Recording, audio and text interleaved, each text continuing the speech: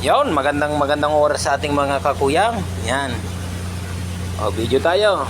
Ayan, handa na yung mga babaunin sa laot. Ito, itlog. Ito naman, bawat isang supo, 3 piraso. Ayan, para pag halimbawa yung lulutuin ng kusinero dun sa laot, pag naumay na, kanya-kanya na. Kung halimbawa, sinisipag ka naman magluto,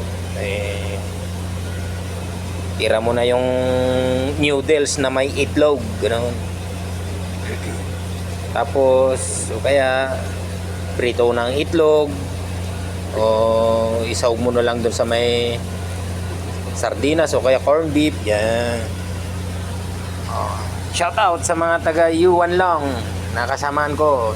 Mamaya magsilabasan na naman mga tao kasi maganda na at bibili ng